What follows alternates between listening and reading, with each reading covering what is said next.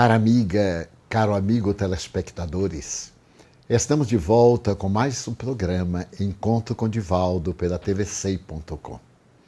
Reflexionamos hoje para nossas meditações um tema que diz respeito à nossa insegurança perante a vida.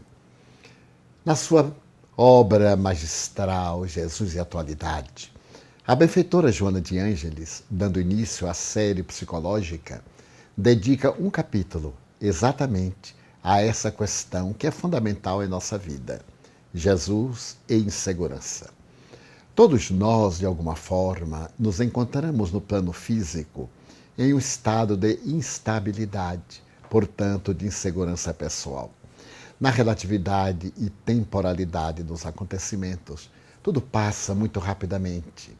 A alegria de um momento converte-se em tristeza noutro. Como dizia Buda, o sofrimento que resulta da alegria, alguma coisa edificante, transforma-se muitas vezes em um fator de desequilíbrio e de perturbação. Muitas vezes a saúde está muito bem e desaparece. Noutros momentos, a enfermidade desarvora e, sem podermos explicar, há uma reversão. A própria jornada humana é caracterizada por essas incertezas. Joana de Ângeles diz, na referida obra, que a insegurança é resultado de muitos conflitos que nós temos, principalmente a falta de vinculação com aquele que é a fonte da vida, em nosso planeta, Jesus. Entre os salmos, nós podemos recordar-nos de um deles, quando exaltando o Senhor diz que Ele é a sua segurança, é o seu porto, o seu abrigo, mas é também a bússola. É Ele que nos conduz ao destino fatal da nossa sublimação. Fatal no bom sentido, aquele destino que nós não podemos modificar, portanto, determinista. Estive pensando que uma das belas interpretações para essa insegurança nós podemos encontrar em um relato mitológico, na célebre narrativa a respeito de Teseu no labirinto. Teseu foi aparecer ao pai já na idade adulta. Naquele tempo, diz um dos mitólogos, Atenas era uma pequena vila que se espraiava na direção do monte da Acrópole. Era uma cidadezinha, mas era já a capital da beleza, da arte, da integração. E mantinham seus jogos. Vinham jovens de diversas ilhas e países a fim de participarem das disputas. E numa dessas oportunidades morreu um jovem, o filho de Minos, de Creta. E isso gerou uma situação lamentável. Mas nós viremos entender isso quando Teseu vem a palácio e vai conviver com seu pai. Seu pai o reencontra imensamente feliz. No entanto, um véu de melancolia descia sobre a face do genitor.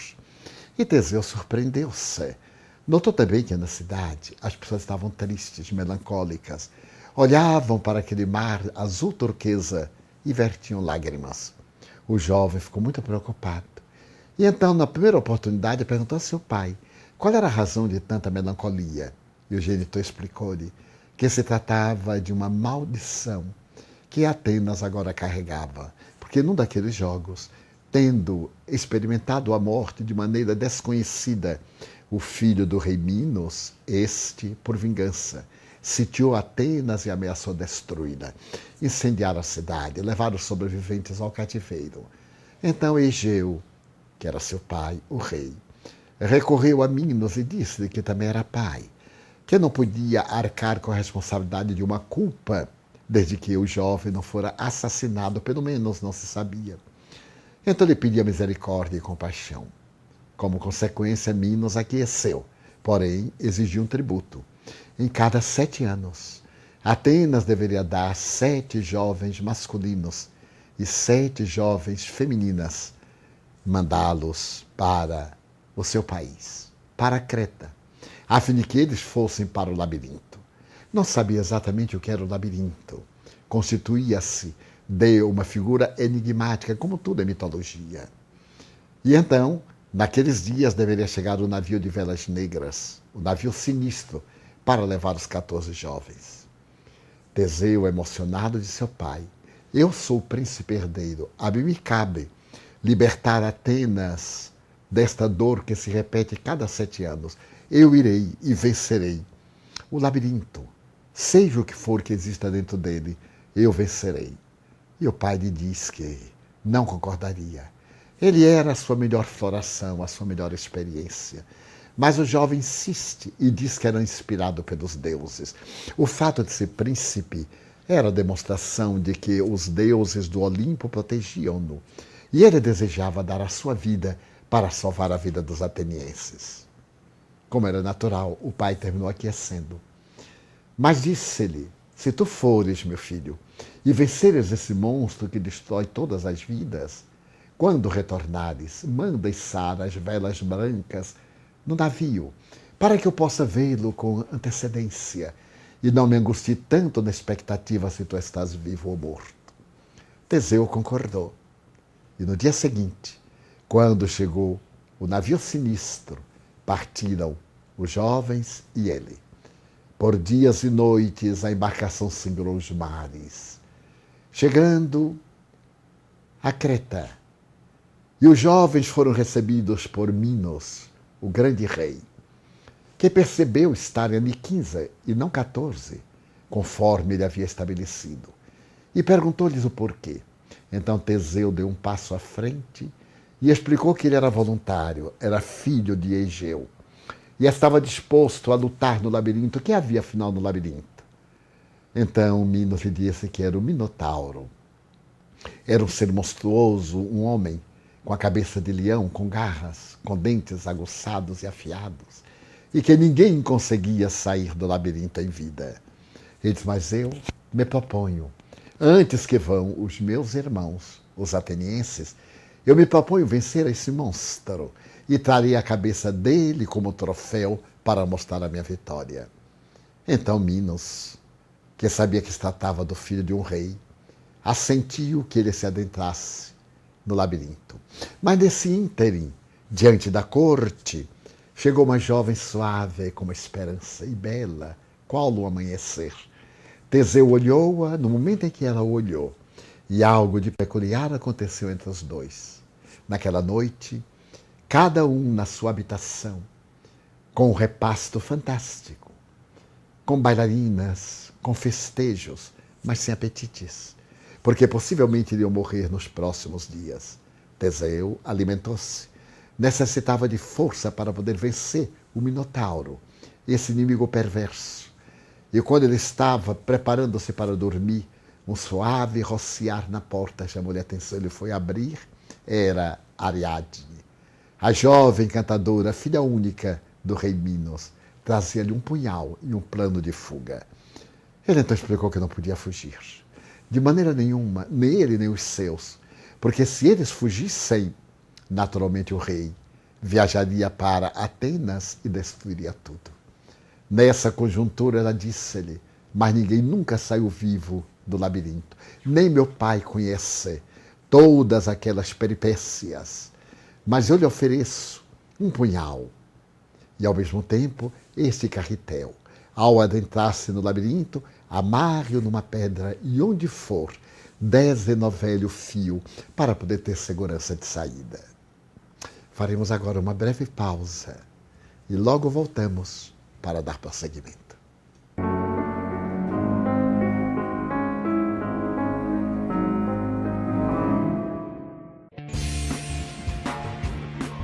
Conheça o mais variado acervo de áudios espíritas da internet. São MP3 de palestras de grandes expositores espíritas disponíveis para download. Acesse www.tvc.com/downloads e baixe os MP3 com rapidez e segurança.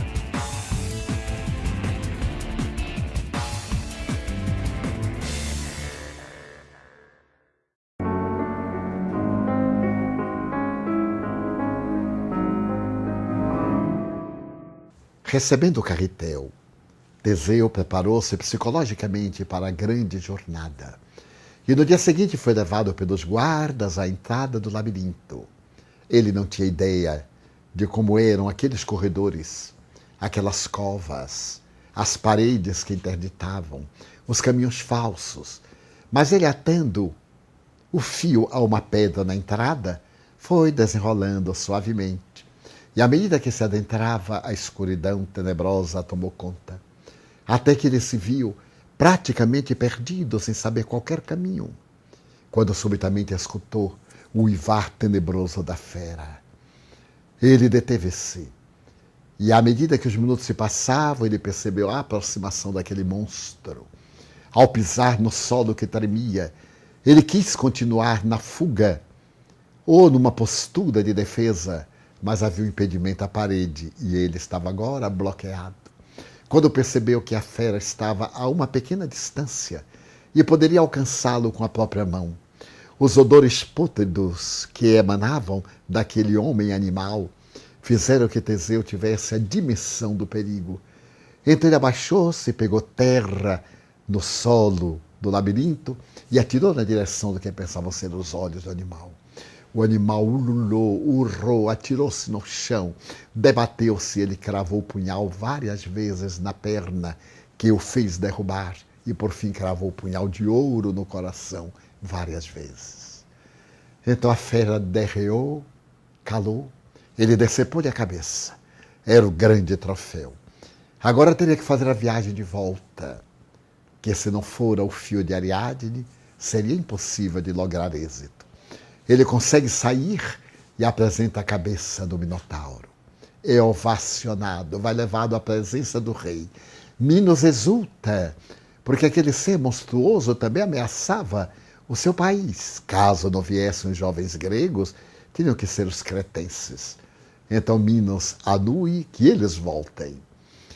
Os mitólogos apresentam duas versões. Numa delas, ele pede a Minos a mão de Ariadne, a sua salvadora, e o pai concede-lhe.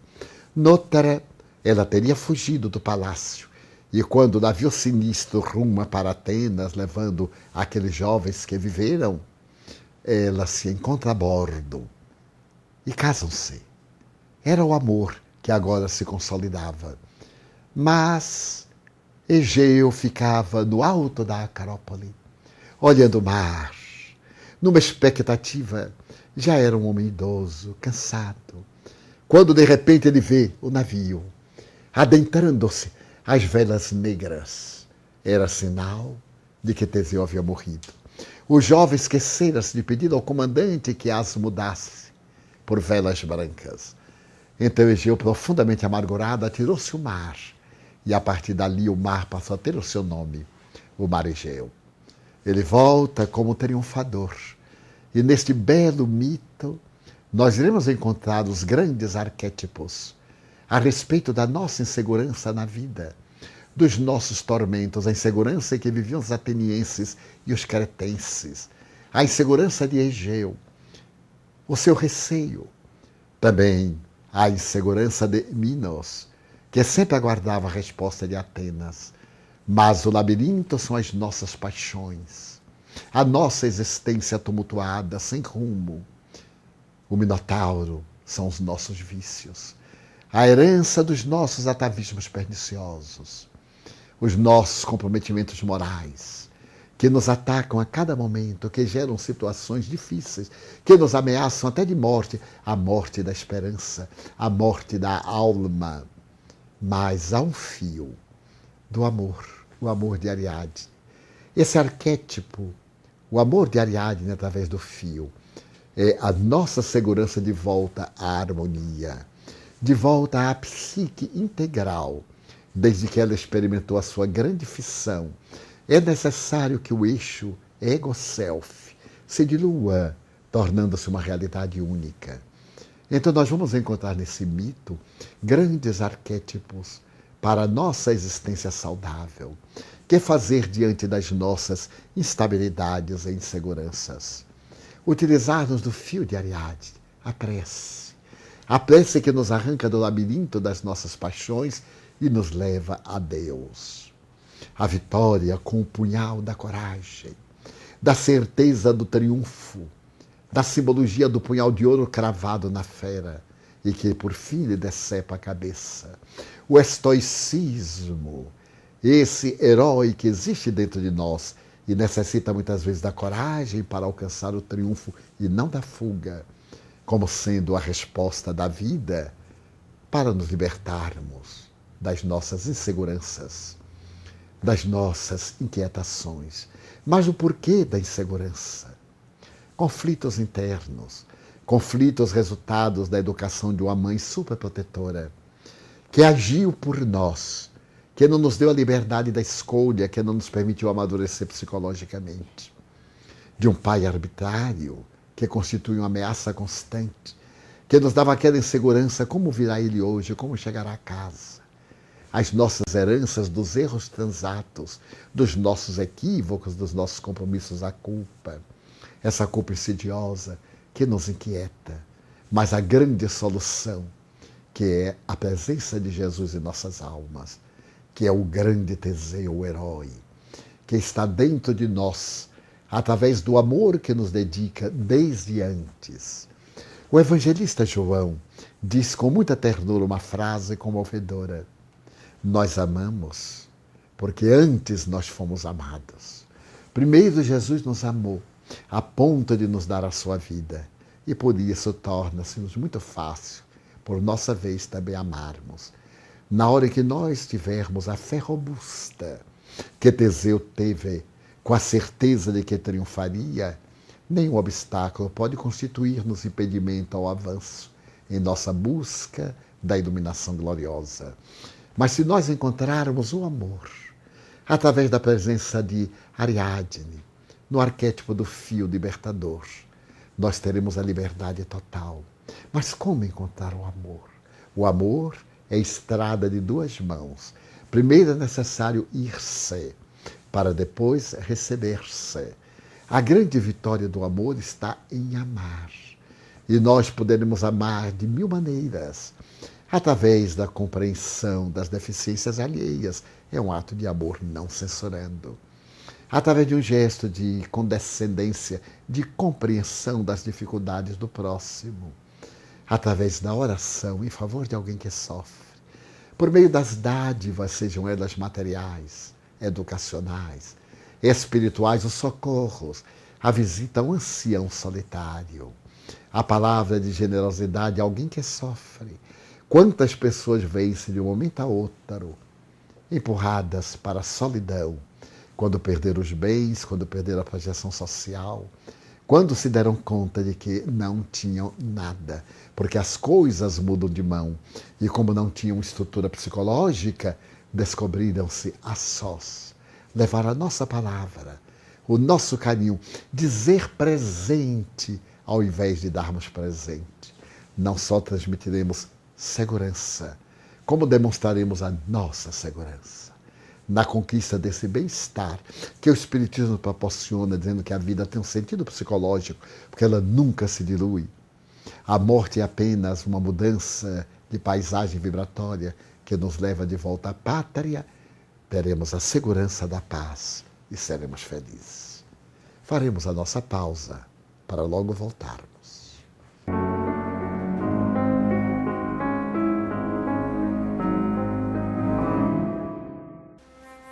Acesse www.tvcei.com. No site da TVCei você encontra programação espírita, palestras, filmes, documentários, eventos ao vivo e muito mais. São 8 canais de fácil navegação para quem deseja conhecer mais da doutrina espírita. Acesse www.tvcei.com.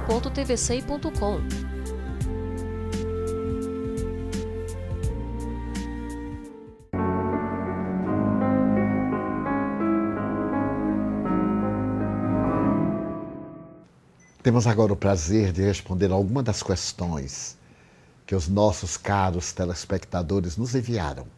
E pedimos que nos enviem novas questões a respeito das propostas do Espiritismo, dos problemas existenciais, para os examinarmos à luz da codificação kardeciana. Também temos hoje uma boa notícia.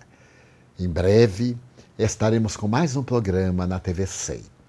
Este programa estará em cargo de 2 psicoterapeutas, Cláudio e Íris.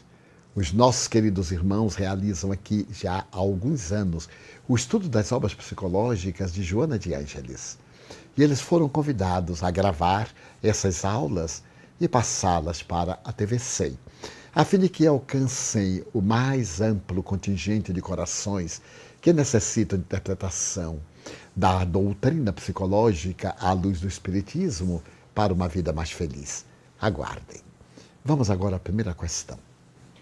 Divaldo, qual a melhor forma de lidarmos com os insucessos, quando eles são frequentes em nossa existência? A melhor maneira de lidarmos com os insucessos é considerarmos triunfos. Porque aquilo que é insucesso no momento pode ser o piso para a vitória depois. Consideramos insucessos determinadas perdas, a não realização de algumas das nossas ambições. Mas, em realidade, muitas vezes o sucesso é a escada que desce na direção do abismo. Quando vemos, por exemplo, uma atriz de grande sucesso ser ultrapassada por outra, aquele sucesso de hoje torna-se-lhe uma verdadeira tragédia para amanhã. Quanta gente que perdeu a paz interior por causa de determinado triunfo, seja de natureza política, social, religiosa, artística, cultural, científica, porque perdeu a paz.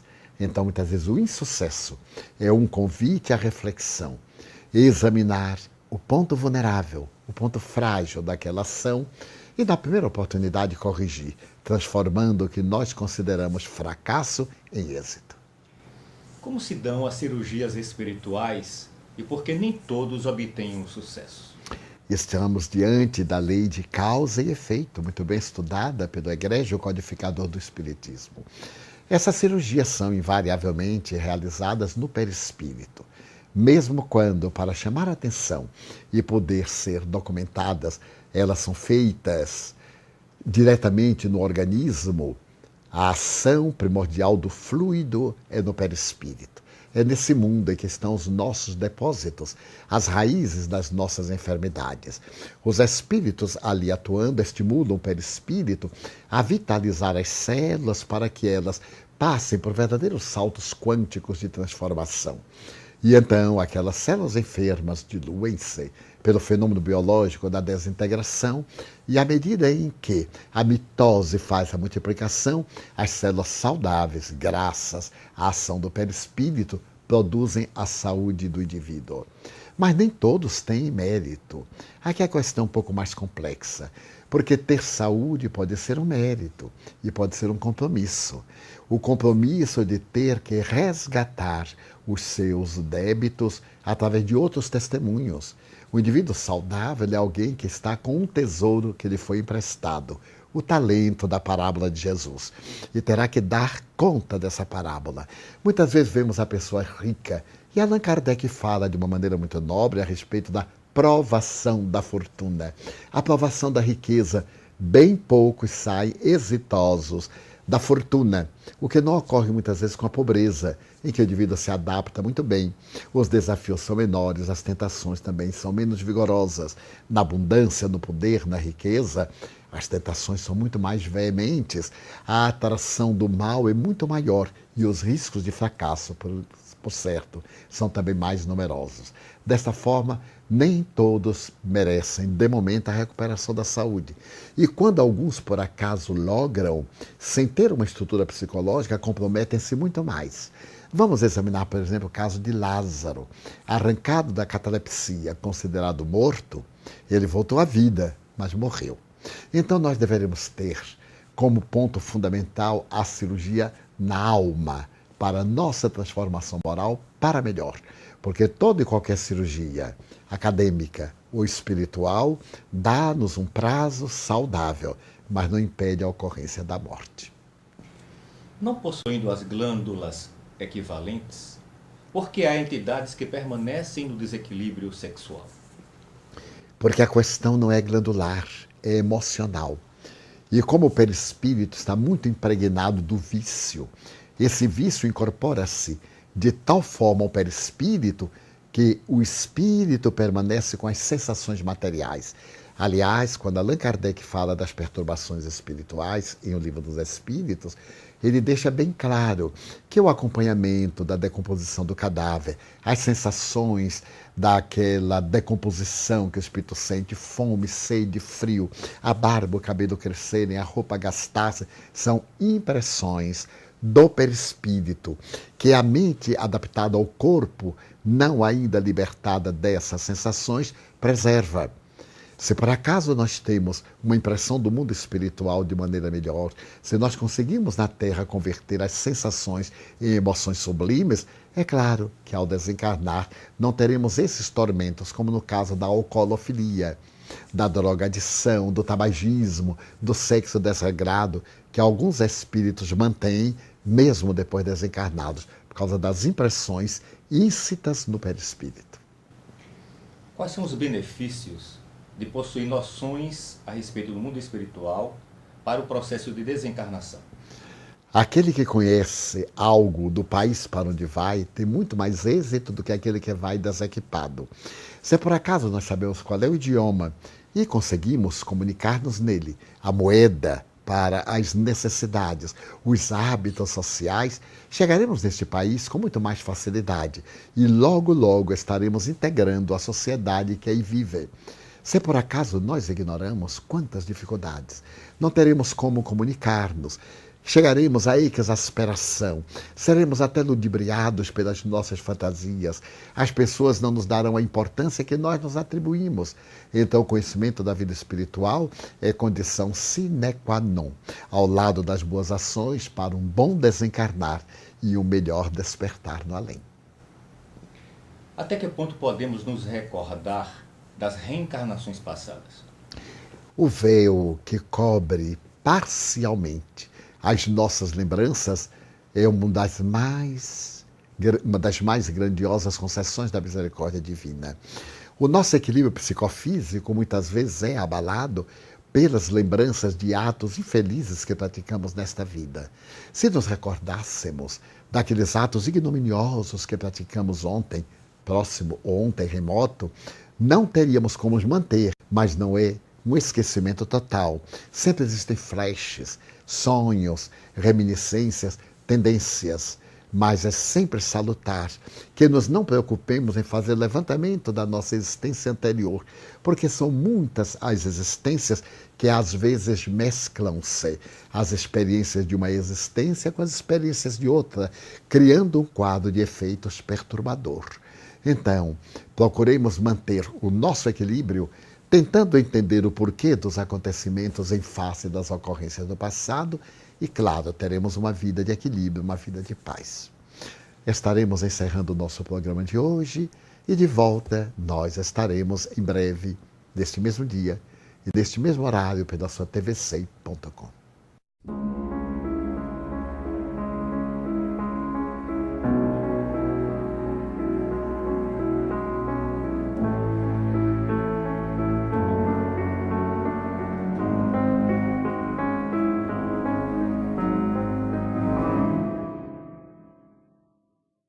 Um tema que diz respeito à nossa insegurança perante a vida.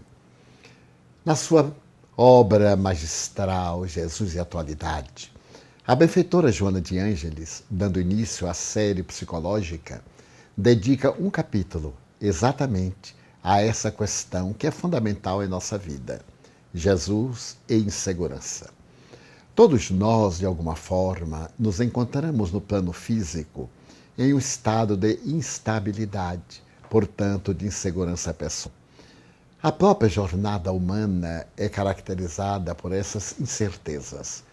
Joana de Ângeles diz, na referida obra, que a insegurança é resultado de muitos conflitos que nós temos, principalmente a falta de vinculação com aquele que é a fonte da vida, em nosso planeta, Jesus. Entre os salmos, nós podemos recordar-nos de um deles, quando exaltando o Senhor diz que Ele é a sua segurança, é o seu porto, o seu abrigo, mas é também a bússola. É Ele que nos conduz ao destino fatal.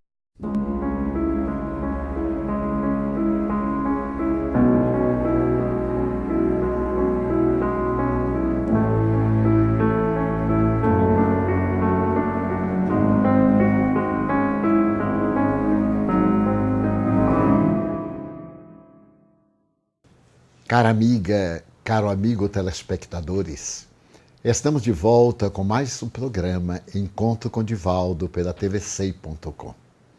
Reflexionamos hoje para nossas meditações na relatividade e temporalidade dos acontecimentos. Tudo passa muito rapidamente. A alegria de um momento converte-se em tristeza noutro. Como dizia Buda, o sofrimento que resulta da alegria, alguma coisa edificante, transforma-se muitas vezes em um fator de desequilíbrio e de perturbação. Muitas vezes a saúde está muito bem e desaparece. Noutros momentos, a enfermidade desarvora. E sem podermos explicar, há uma reversão tal da nossa sublimação. Fatal no bom sentido. Aquele destino que nós não podemos modificar. Portanto, determinista. Estive pensando que uma das belas interpretações para essa insegurança nós podemos encontrar em um relato mitológico, na célebre narrativa a respeito de Teseu no labirinto. Teseu foi aparecer ao pai já na idade adulta. Naquele tempo, diz um dos mitólogos, Atenas era uma pequena vila